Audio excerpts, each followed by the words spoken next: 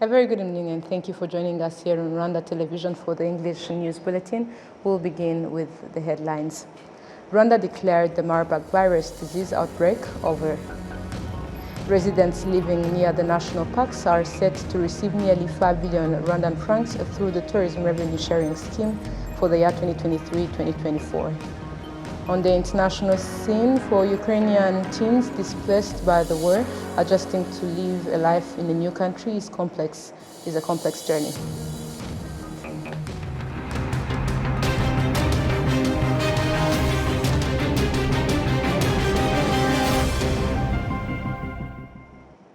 My name is Olive Nathan. It's always a pleasure to have you with us. I hope you had a great Friday. Let's dive in with the news bulletin. We'll begin with the communiqué from the Office of the Prime Minister. Pursuant to the Constitution of the Republic of Rwanda, especially in its Article 111, 112, and 116, the 20th December 2024, His Excellency the President of the Republic has made the following appointments. New cabinet members: Ms. Nelly Mukazaire, Minister of Sports; Mr. Rwego Ngarambe, Minister of State in the Ministry of Sports; Mr. Godfrey Kabera, Minister of State in charge of National Treasury. Other appointments: Mr. Festus Bizimana, proposed Ambassador of the Republic of Rwanda to the Republic of Senegal; Mr. Parfait Busabizwa, proposed Ambassador of the Republic of Rwanda to the Republic of the Congo; Mr. Olivier Kayumba, proposed Ambassador of the Republic of Rwanda to the Central African Republic; Major General Joseph Nzabamwita, proposed Ambassador of the Republic of Rwanda to the Russian Federation; Mr. Lambert Dushimimana, proposed Ambassador of the Republic of Rwanda to the Kingdom of the Netherlands; Ambassador Vincent Karega, Ambassador at Large in Minafet in charge of the Great Lakes region; Mr. Francis Gatare, Senior Advisor in the Office of the President; Engineer Richard Nyirishema, Executive Chairperson of the Rwanda Water Resources Board; Mr. Jean-Claude Musabyimana, Executive Secretary of the National Electoral Commission; Mr. François Régis Uwayezu, Permanent Secretary in the Ministry of Sports; Mr. Brave Ngabo, Permanent Secretary in the Ministry of Youth and Arts; Ms. Ariane Zindiro, Head of National Development Planning and Research Department in Minekofen. Done at Kigali, 20th December 2024, on behalf of His Excellency the President of the Republic of Rwanda, Paul Kagame, signed by the Prime Minister, Dr. Edouard Ngirente. Now, moving ahead to other matters, we'll start with matters regarding health. Rwanda declared the Marburg virus outbreak announced on Friday by the Ministry of Health. It was also affirmed by the World Health Organization, adding that this is a testament of good governance. Prince Manzi has more on this. The 27th of September 2024, Rwanda confirmed its first ever Marburg virus disease outbreak. Since then, various measures have been taken to curb the spread of this infectious disease.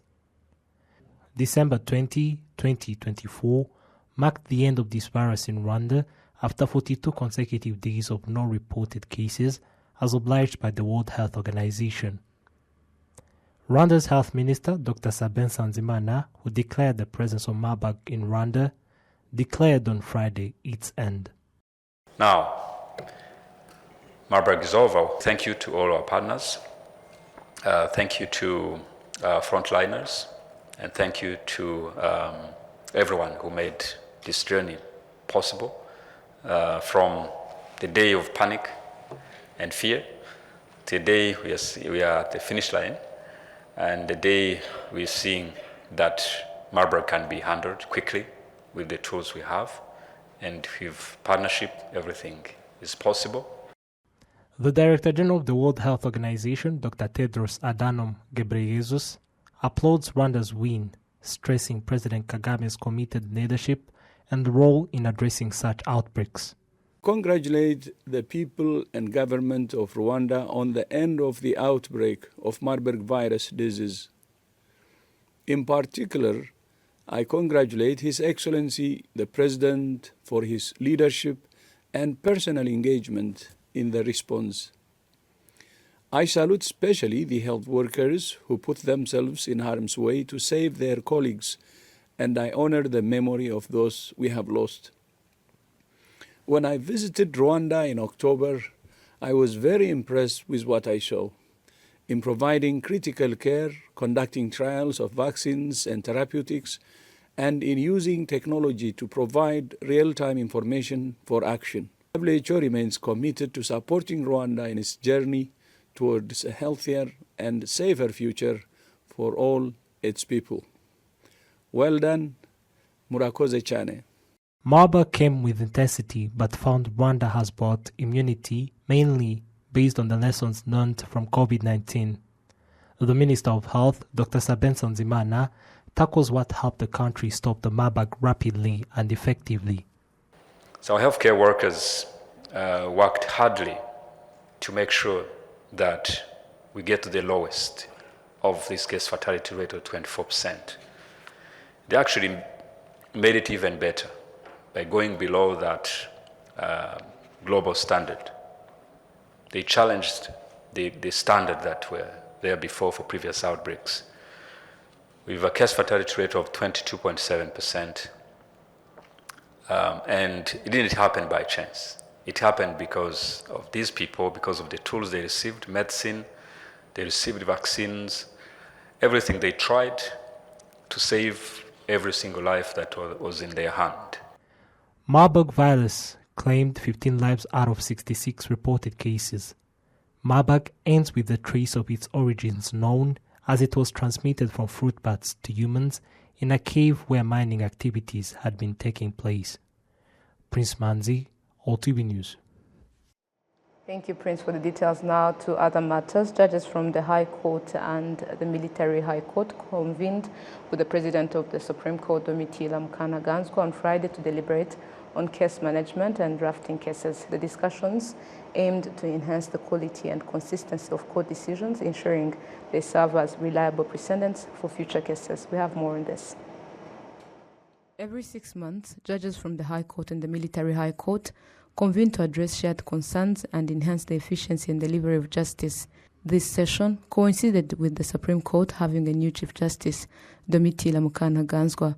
In a brief interview following the official opening, she reiterated her commitment to reducing case backlogs and intensifying the fight against corruption within the judiciary.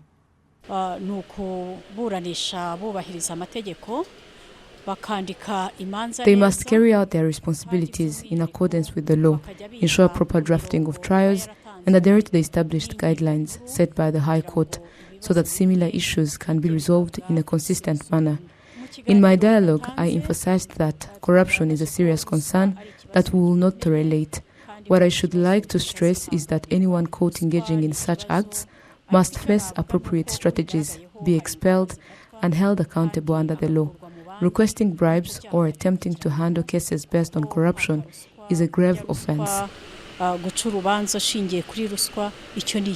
Following the outcomes of this in-depth discussion, Jean-Pierre Habarurema, President of the High Court, and François-Régis Rukundakuvuga, President of the Court of Appeal, emphasized that the meeting provided an opportune moment to engage in candid exchanges and make decisions geared towards enhancing the judiciary's effectiveness with the ultimate goal of delivering justice that upholds its true purpose.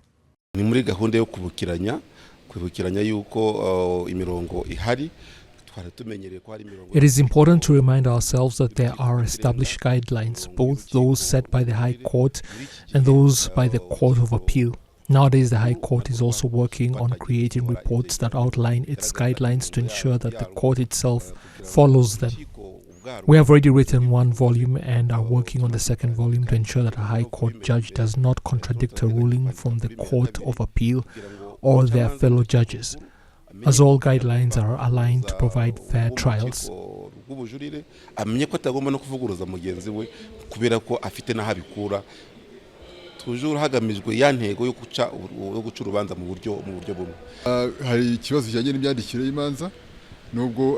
There is an issue with drafting cases, even though it is a continuous activity.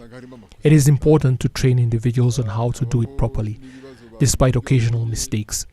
At times, some issues are not analyzed thoroughly, or others are not analyzed at all. There are various reasons for this, but it stems from poor functioning. However, when we meet like this, our goal is to evaluate what did not go well. Building a state governed by the rule of law is a cornerstone of the Rwandan constitution, with accountability being a key pillar adopted in the aftermath of the genocide against the Tutsi. In the light of the country's current trajectory of rapid development and its ambition to become a regional hub for services, the justice sector remains a critical pillar and a focal point of national trust and expectation. Tomorrow news, residents living near the national parks are set to receive nearly 5 billion Rwandan francs through the tourism revenue sharing scheme for the year 2023-2024. On Friday, officials from the 5 districts surrounding Nyungwe National Park convened in Nyamagabe to identify and select projects to be supported. In these districts alone, an allocation of nearly 1.2 billion Rwandan francs has been earmarked for 2024-2025 fiscal year. One of the main cooperatives operating in the area, with a focus on preserving Nyungwe National Park, has selected a project to construct public toilets at Akagano Center, a popular spot for travelers. These toilets were originally built in 2013 with support from the Rwanda Development Board through the Tourism Revenue Sharing Scheme. In 2024, the cooperative received additional support to renovate and upgrade the facilities. When we get here, we take a pause to rest and have a drink. We also use these toilets, which help us during our travels. Before, when entering the park, there were no places to use toilet, and we had the added concern of encountering animals and other challenges. The toilets have greatly assisted tourists. For example, now that we are here, we can start our trip and return feeling comfortable. Previously, when entering the park, if you needed a toilet, you would have to wait until the visit was over. The public toilet facility is said to generate between 10,000 and 15,000 francs daily, adding to the income from the handicraft activities already carried out by this cooperative. In a meeting with leaders from the Rwanda Development Board and officials from the 5 districts surrounding Nyungwe National Park in the southern and western provinces, Goga Telesfo, a conservation analyst at RDB, urged the districts to make effective use of the allocated funds to foster socio-economic development and improve the livelihoods of the local population. Of the 5 districts near Nyungwe National Park, including Karongi, Nyamasheke, Rusizi, Nyamagabe and Nyaruguru, the percentage of completed projects stands at 70%, which is not satisfactory. Our goal is to raise this figure above 90%. However, we are grateful that 2 districts have successfully completed their projects at 100%. We look forward to other districts learning from these 2 and adopting a faster approach to project implementation. Of the 5 districts involved in the Nyungwe project in the southern and western provinces, Rusizi and Nyamasheke have effectively utilized the allocated funds. Karongi, Nyaruguru and Nyamagabe were encouraged to accelerate the implementation of projects planned in the previous year. For new projects in the 2024-2025 period across the 5 districts surrounding Nyungwe National Park, the Rwanda Development Board will allocate 1.2 billion Rwandan francs, an increase from 800 million provided last year. Each district has identified key projects to be supported, including the resettlement of communities living near the park, small livestock farming and agricultural initiatives aimed at improving the livelihoods of the park's residents. Tomorrow news, the Chiefs of Defense Staff of the Eastern Africa Standby Force have reaffirmed their commitment to strengthening their partnership in enhancing security across the region. This was during the 33rd EASF reviewing meeting, which is currently taking place in Kigali and gathering the region's military leaders. At the meeting, the ESF Chiefs of Defense Staff signed a report prepared by a team of experts within the organization. General Mubarak Muganga, the spokesperson of the ESF Chiefs of Defense Staff Council, who has held this role for a year and is also the Chief of Defense Staff of Rwanda Defense Force, stated that several measures were adopted during the meeting to ensure robust security within the organization and the region.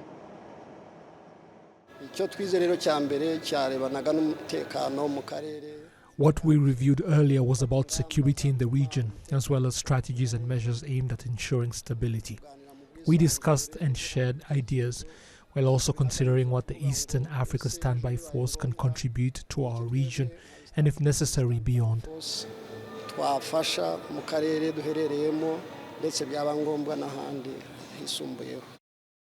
The 8,000-strong force is fully prepared to assist countries within the East African region and comprises military personnel, police officers, and civilians, all trained in various capacities.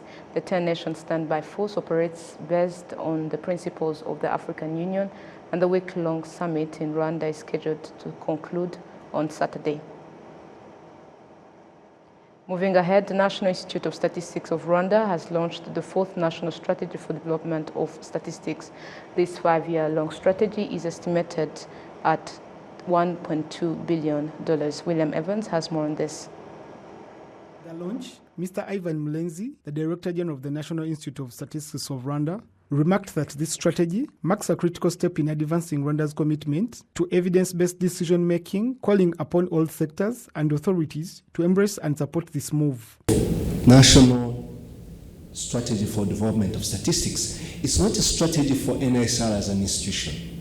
It's a strategy that looks at the whole ecosystem of statistics, mainly driven and coordinated by the National Institute of Statistics, but with input from all partners, government, private sector. We have, over the last number of years, had a sustained production of statistics across all sectors.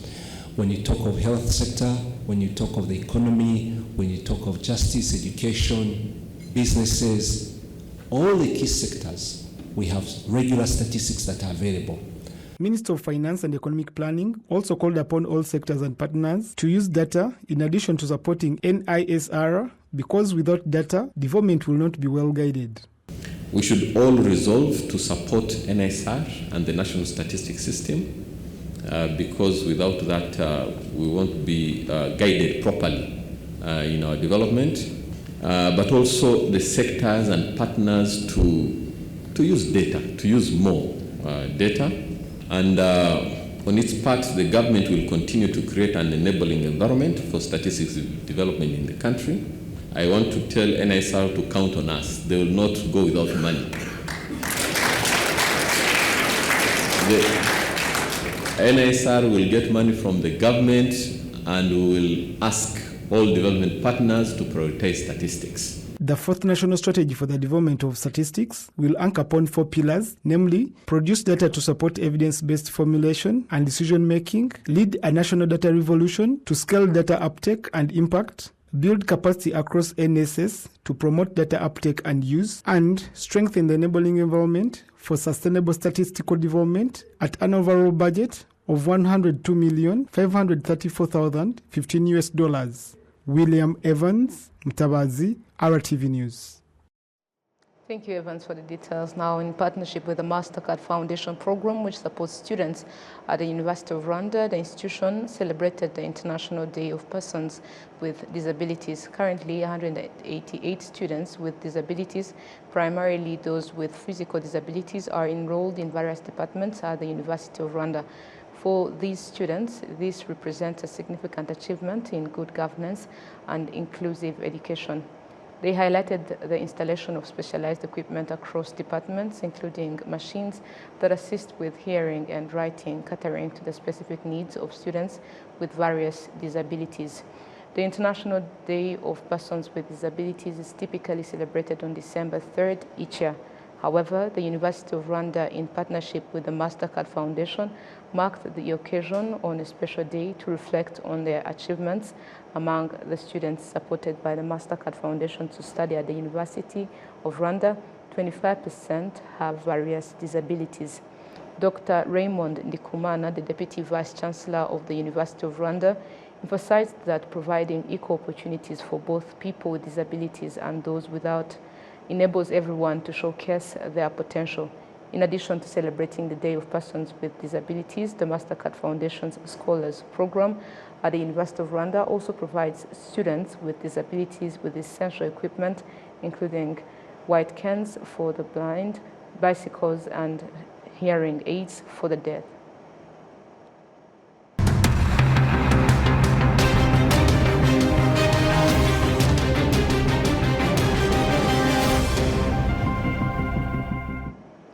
You're still watching RTV News. Now let's take a look at matters across our borders. For Ukrainian teens displaced by war, adjusting to life in a new country is a complex journey for them. In New York City, there is a school helping many of these students find a second home. VOA has the details. Ukrainian teens like Sofia Golane and Markos Tapyuk, St. George Academy in New York City is more than just a school. It's a refuge. After fleeing a war-torn homeland, they find comfort in the school's annual holiday concert, where American and Ukrainian traditions come together. It's just like a second home for me, and actually I'm a senior and I don't know how to say goodbye to this school to go to college, because I mean, here a lot of Ukrainians and you can talk to them, you like feel partially like you were at home. Sophia arrived at St. George nearly 3 years ago, carrying the trauma of war while looking ahead to opportunities in America. With every breath I'm singing hallelujah. Here, she's found comfort and a supportive community that understands her journey. If I would go to just regular public school, it would be much harder, because like there's just Americans and their culture, like the way they're thinking, it's much more different than we Ukrainians, and like we kind of get each other, so that's really helpful. Sophomore Markos Tapyuk had a similar experience this year. This school reminds me of my school in Ukraine, and that feeling of having like Ukrainian friends that I can like talk to them in Ukrainian. Yeah, it's nice. Marko arrived in New York this school year, and while the adjustment hasn't been easy, he finds comfort in the Ukrainian-speaking community and his love for music. I play the violin. It's like my 8th year playing the violin. Also, I started doing the sound, like the digital mixing, EQ, equalizer. Principal Andrew Stasiu, who shares the Ukrainian heritage of many of his students, understands their struggles. Yeah, I mean, just picture any teenager being traumatized just by being pulled out of what they know, culturally, home, families, leaving behind their parents, sometimes both parents, sometimes their fathers, and being forced to study in a foreign language. At least here, they're surrounded by other people who are in the same boat. For more than 70 years, St. George Academy has provided a supportive environment where Ukrainian youths can thrive academically and stay connected to their culture. We've been helping Ukrainian students since 1947, right? But now with this newest version of the war, which to us, the war started in 2014. When Russia occupied the Donbas region. And currently the new incursion in 2022, it's been going for 3 years now, brought in a lot more students. As both American and Ukrainian students start the holiday season here, they not only focus on their classes, they also prepare for the annual Christmas concert, blending American and Ukrainian traditions, hoping to help those just arriving feel a sense of home. Johnny Fernandez, VOA News, New York City. Still on the international scene, the National Building Museum has unveiled a new exhibition featuring over 2,500 rare artifacts. It's called Visible Vault Open Collections and offers a glimpse into the history of architecture and construction. VOA once more. Everyone asks about. We actually want to start making a list of what people think it is. I personally think it looks like something from Star Wars or a time machine. No one guesses that it is actually an early copy or blueprint machine. The National Building Museum's Director of Collections, Nancy Bateman, demonstrates one of the many artifacts from the newest exhibition in Washington, D.C. called Visible Vault Open Collections. It includes over 2,500 showpieces that illustrate the history of American architecture and construction. Many pieces have been kept in closed collections for decades. Aileen Fuchs is the museum director. Here you're going to see models and work that you're going to, from processes, from I.M. Pei, from Frank Gehry, from Cesar Pelli. Then you're going to see some of the most beautiful and beautifully designed and laid out historic tools collections, our brick collection, our maquettes, our World War II. You know, there's just so many things that from Formica and Armstrong. It's an incredible breadth and depth of our built world. It took 5 years to put the exhibition together, from a Corinthian column that was created for the first art museum in Washington in 1861 to a sample of laminate flooring produced in 2024. The heaviest artifact in the collection is a cast iron sheet metal bending machine from 1906 that weighs some 159 kilos. The most famous, a roll of Armstrong brand linoleum from 1932 that could be found in almost every American kitchen in the middle of the 20th century. The collection also boasts miniatures, like these models of famous buildings and monuments, as well as large objects like building facades and window frames that allow visitors to admire intricate details. They've been in storage for so long, and in order to bring them out and put them on display, they really needed to be built into the walls or be given a very large platform to stand. There are toys as well: Lincoln logs, early Lego sets, Frobel bricks for kindergartners, and even rare collectible toys like Disney construction sets and 1960s Petite Princess dollhouses. There is even a special room filled with tools that tell the story of the evolution of construction jobs through planes, early power tools, and intricate homemade toolboxes. This is all different types of sheet metal hammers in particular, depending on what you're shaping and what you're doing. These exhibit drawers are another highlight. They contain original blueprints, miniatures, toys in packaging, and more. The exhibition will be periodically updated with new showpieces and items from the museum's expansive archive. Maxim Adams, VOA News, Washington. And the story brings us to the close of today's edition, but before we go, a quick recap of the top stories we've covered. Rwanda declared the Marburg virus disease outbreak over. Residents living near the national parks are set to receive nearly 5 billion Rwandan francs through the tourism revenue sharing scheme for the year 2023-2024. On the international scene, for Ukrainian teens displaced by war, adjusting to life in a new country is a complex journey.